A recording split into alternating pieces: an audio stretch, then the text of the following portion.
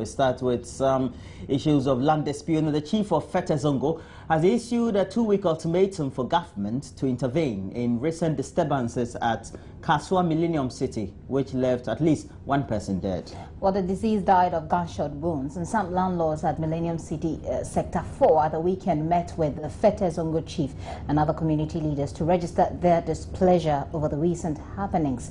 Well, they say if nothing is done about the situation in the next 2 weeks, they will be compelled to take the law into their own hands. And if it is enough word to go into the mind of the president, he will come down to the root. He's not above us. The president is no more than us. He doesn't own Ghana. Asma doesn't own Ghana.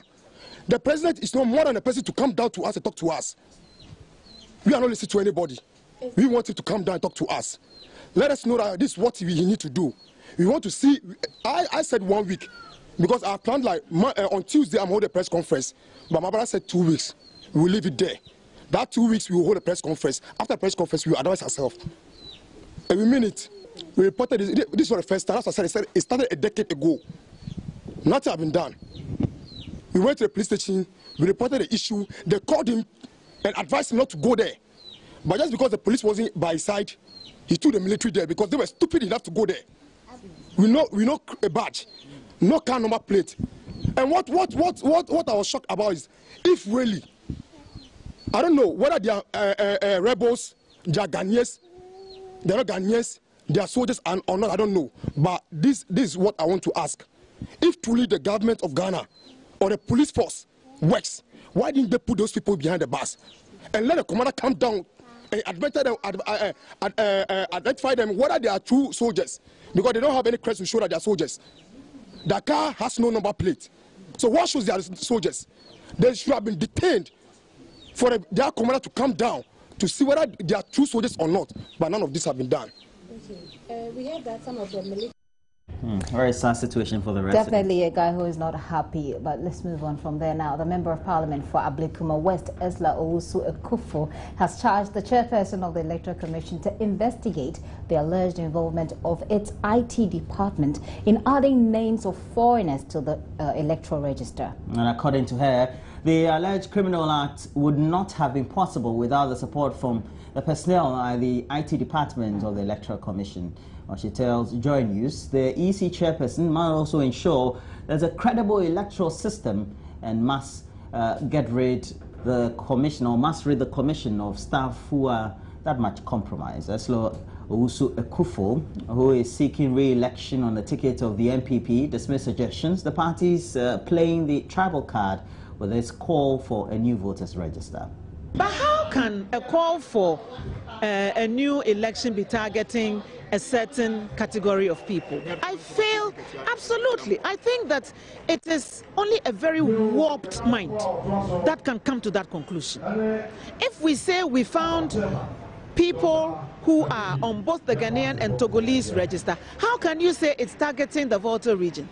Togo stretches from the south all the way up to the upper east or west. I'm not sure which one it is. It runs the entire length of the country, straddling 3 or 4 regions. Exactly. How can you just appropriate it to the Volta region? That's why I'm saying it is only a truly warped mind, which is seeing having nightmares over the register being changed, which can come to that conclusion. And this constant stoking of ethnic tensions in this country is so wrong and short-sighted. I'll urge Asiedun Kentia to stop.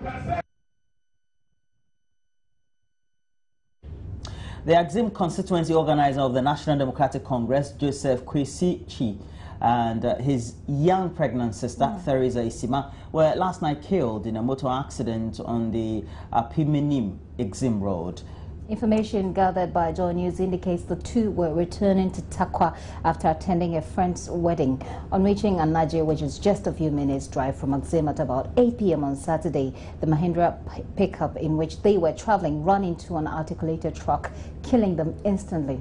Joseph is said to have borrowed the Mahindra vehicle from the Axim constituency chairman of the NDC. The two DC siblings have been sent to the Axim government hospital morgue. Our next story, the Ministry of Gender, Children and Social Protection assumed sectoral responsibility for the National School Feeding Program on 1st August 2015, following a directive from the President. Well, the ministry has subsequently begun restructuring the program to ensure smooth operations. Among steps to make the program work, the Ministry of Gender is reviewing all contracts under the school feeding program. News editor Jifat Bampu caught up with the sector minister for more. LEAP, that is a cash transfer, and then the school feeding program, and then the National Health Insurance Exempt program have been identified as some of the social protection programs that are actually having a positive impact on reducing poverty. There was therefore a need to coordinate these programs more closely, and the presidency and government realized that it would be better if the school feeding program was transferred to the Ministry of Gender, Children and Social Protection, basically because of our new mandate in terms of social protection. So that was what occasioned the transfer from local governments to the Ministry of Gender, Children and Social Protection. Now, we're looking through a statement coming from your ministry, and one of the things you're seeking to do is to restructure the program. Why? The program ought to be restructured because we have realized that there are some irregularities. When you say irregularities, what do you mean? Presently, IOCO has been commissioned to conduct an investigation. We have situations where we have over-enrollment, an inflation of the numbers of students who are being fed. For instance, if you have a school with 200 on roll, the figure that you get for payment is 400. So there are certain irregularities with the way the program is being run. And after a number of years of running the program, there is a need to do an impact assessment to evaluate the program and to make sure that we are actually on track in terms of realizing our objectives of feeding the children and also of ensuring that we use locally produced products to enhance our economy, our agricultural economy. So this is where we are now, and this is why there's a need for us to restructure the program. That's the Gender Minister, Nana Oye. Later, we'll look out for the full interview later here on the AM show. And Roland, our next story. Yes, and the police at the University of Cape Coast in the Central Region, they have arrested a man who apparently specializes in the faking of results for WASSCE applicants in order for them to secure admissions at the country's tertiary institutions. The Takrady-based man known as Dr. Sam charges between 6,000 Ghana cedis and 8,000 just to swap the result of unsuspecting students who need scholarship to give to those who do not qualify to enter tertiary institutions across the country. On February 25 this year, the suspect floated an advertisement in the Daily Graphic inviting applicants for scholarships. The advert was to invite students to apply for scholarship to pursue undergraduate programs in universities across the country.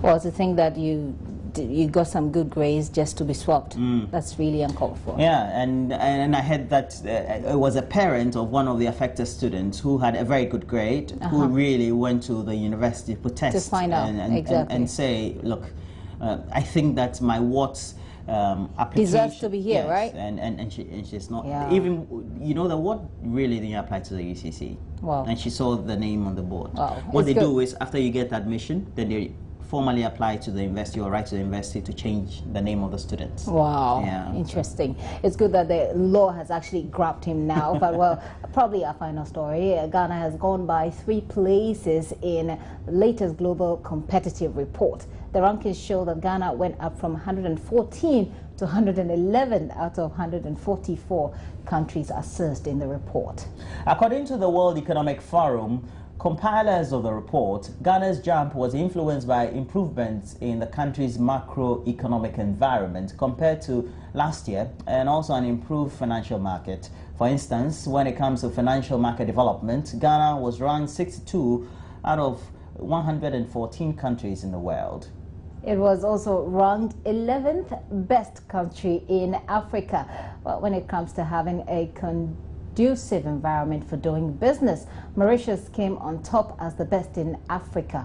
The World Economic Forum noted that Ghana made the 3-point jump, although fiscal vulnerabilities persist.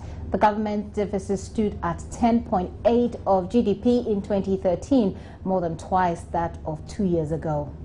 Government debt remains, meanwhile, over 60%, and inflation is all over 11% per GDP.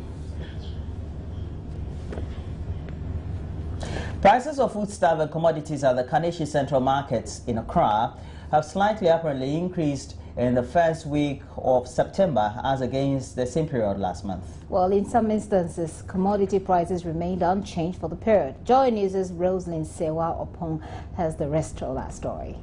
I'm here at the Kaneshie Central Market to do a market survey. Join me and let's know how all edible products and goods are faring on the market. As you already know, this one is a cultivative something. So the price does not stay at one place. It changes. Okay. Last week it was normal, but this week it has changed. Yeah. So how much was this one? We normally sold it out for 7 cedi, but for this week we are selling out for 10 cedi. And the one, if you have 8 cedi, we can give it out for you. Okay. So 1 cedi difference now. Yeah. 1 cedi per different. Okay. So the other one, the one in the middle. I can sell it out for you at 15 cedis. But how much was that last week? It was 12 cedi. 12 cedis. That is 3 cedis. And then the last one is the same thing. As for last week, this one, okay, the small ones was 3 cedis, and this one was 4 cedis. What about this week? This week now is good. This one is 2 cedis and this one 3 cedis. So you've decreased it? Yes. Why? And because we get it good, okay. The price was normal for us this week, but as was last week, the prices was very expensive, so that's why. Last week, the lonka we selling it 18 cedis. For which one? All of them? For no, different. The Nigeria one is 18 cedis per lonka. And the Togo one is 12 cedis per lonka.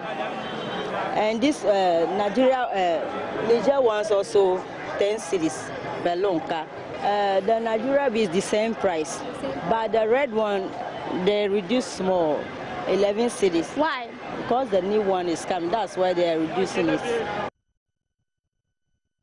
The lonka has actually increased, huh? Yes, it has. And especially if you look at the fact that many of the commodities or even the foodstuff like tomatoes and also onions are imported. But you have to crack your brain to get the items on the market. You hardly go to the market with your wife, right?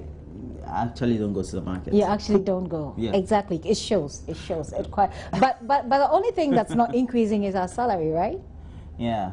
Yes, it's true. Oh, yours, good that you brought that up. It looks like yours has increased. Oh, but anyway, mine wish. hasn't yet. I'm sure it will. Well, hopefully. There's still some more stories before we go. Well, there are misconceptions by many interpreting our traditions as evil. In fact, they're addressing uncertain characters of these traditional religious people have always evoked fears amongst a section of the general public. But they're really evil. Are they really evil? As thought by some people.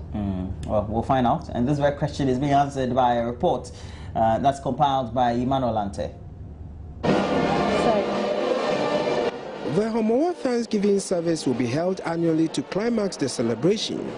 It is aimed at drawing the positive values from tradition to promote development and peace among the people in the Ga State. The church can partner with traditional leaders, especially Ga traditional leaders, in celebrating Homowo.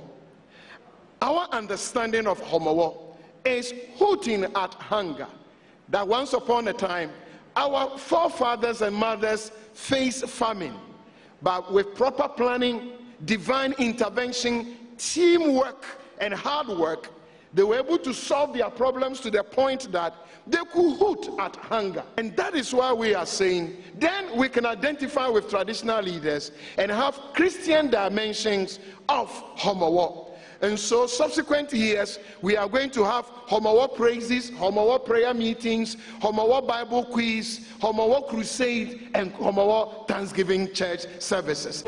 Delivering the sermon, Reverend Dr. Philip Lai stressed the need to focus on the useful values to protect the state. We don't have to throw away everything in our Homo celebration. Indeed, I believe that there are some things, as I have mentioned, which are good for us. Some are not so good. Some have been corrupted. But we need to be aware of the counterfeit.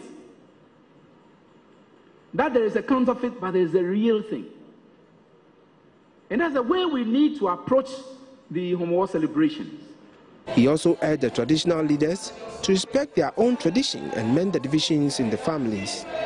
The Osu Traditional Council, represented by the Chief of Osu, Nikinka Dowona, was presented with a Bible and encouraged to teach members who were unable to attend the service.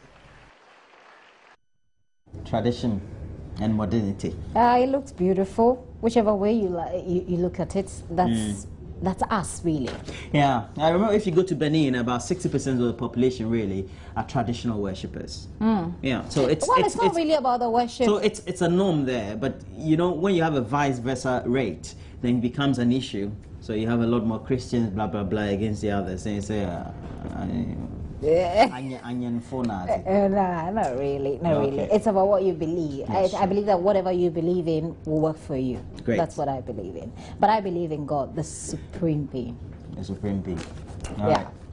This is what we're going to do next. We're going to look at what the stories are on the front and back pages of the newspapers. And we don't really do the newspapers physically. We have gone a lot more high-tech. And so we look at how they've been summarized on the news portal, myjoyonline.com, and also tend to look at other news portals across the country and elsewhere in the world. And this is what we're going to do. Before we take this very break, we have to tell you, we also have a story on Christian and traditional religion. More traditional stuff. Just a small compilation, and we'll bring that to you. Just much later right here on the AM show. You definitely want to stay up for it. And we'll see, I mean, does it really matter? I mean, I think it's a matter of choice, right? Yeah, true. It's a matter of I choice. think so too. Well, we'll bring you that story much later, but like Roland said, we'll be going into the stories of the day.